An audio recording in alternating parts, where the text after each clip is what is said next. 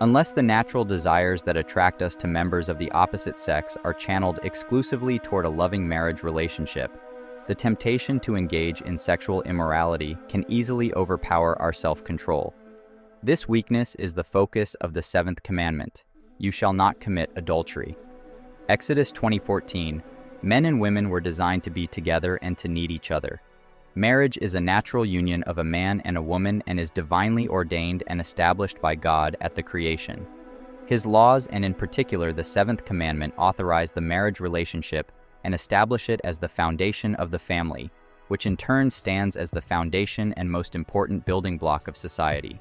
God told our first parents that, "Therefore shall a man leave his father and his mother, and shall cleave unto his wife, and they shall be one flesh." Genesis 2:24. God's instruction clearly established what all future generations were supposed to learn regarding marriage and sex. As children grow old enough to shoulder the responsibilities of a family and come to love and honor someone of the opposite sex, it is natural and proper for them to marry and be joined together and create their own family apart from their parents. Only then should they become one flesh by physically uniting in a sexual relationship. Jesus makes it clear that God from the very beginning intended that marriage be a monogamous and permanent relationship. Matthew 19:3-6. God gave us the seventh commandment to direct and define the sexual roles that bring lasting happiness and stability. Nothing is more desperately needed in this age. God created sex, and it was His idea.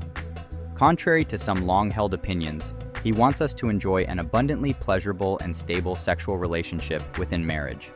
In that context, our sexuality endows us with the capacity to convey our appreciation, tenderness, devotion, and love to our mate. It can add immeasurably to our sense of well-being and contentment. The joy and confidence we derive from a proper marital relationship can positively affect our interaction with others, especially our own children. God wants the marital relationship strengthened and protected. He tells us in His Word, "Enjoy life with the woman whom you love all the days of your fleeting life which He has given to you under the sun. For this is your reward in life, and in your toil in which you have labored under the sun." Ecclesiastes 9:9. But of adultery God warns, "And why will you, my son, be ravished with a strange woman, and embrace the bosom of a stranger?" 21. For the ways of man are before the eyes of the Lord, and He pondereth all his goings. 22. His own iniquities shall take the wicked himself, and he shall be holden with the cords of his sins. Proverbs 5:20-22. Again concerning adultery we are warned, "Can a man take fire in his bosom, and his clothes not be burned?" 28.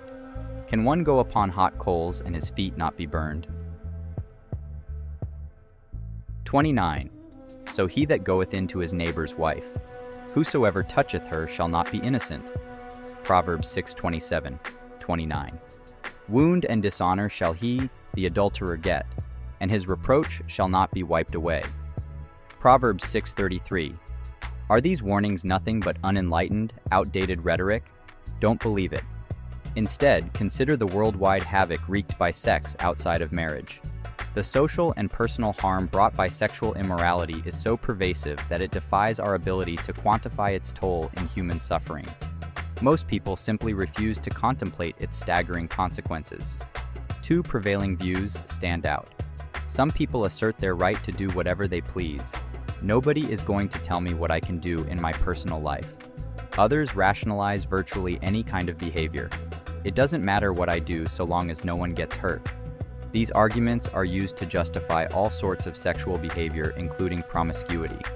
Both views ignore a fundamental reality. People do get hurt, badly hurt.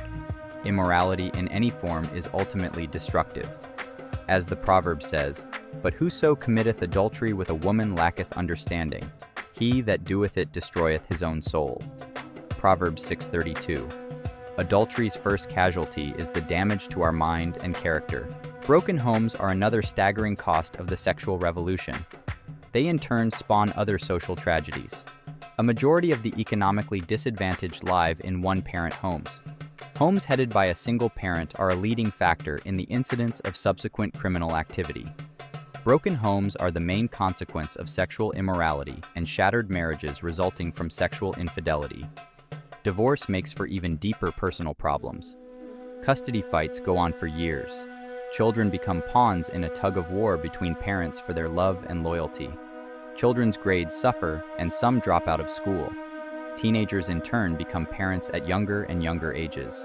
To this, we must add devastating legal fees and decreased productivity and income, not to mention the frequent loss of dwellings and personal property. These factors reduce many people to poverty, and particularly single mothers with young children. The problem is compounded when some of these children grow up with inadequate job and social skills and remain wards of the welfare system even as adults. Long before a divorce, emotional and psychological damage is often inflicted on the mate and children of the sexually unfaithful. Many are permanently scarred from disillusionment, shame, and a loss of a sense of self-worth. In these situations, a home can no longer provide the warmth, comfort, and security that builds confidence and hope. Lack of hope contributes to suicides, which after accidents are the leading cause of death among teenagers and young adults. Such tragedies can occur years after the sowing of the seeds of despair. The psychological cost of betrayal, rejection, and abandonment is staggering.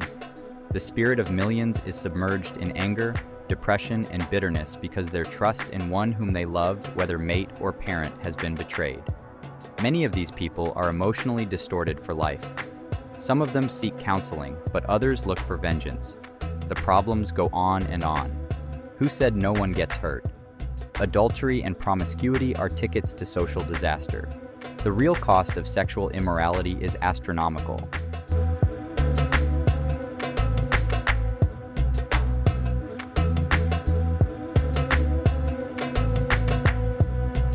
A few of many examples in the book of Judges it is written, "And yet they would not hearken unto their judges, but they went a-whoring after other gods, and bowed themselves unto them. They turned quickly out of the way which their fathers walked in, obeying the commandments of the Lord, but they did not so one." This passage highlights the tendency of the Israelites to forsake their faith and follow other deities, straying from the path set by their ancestors.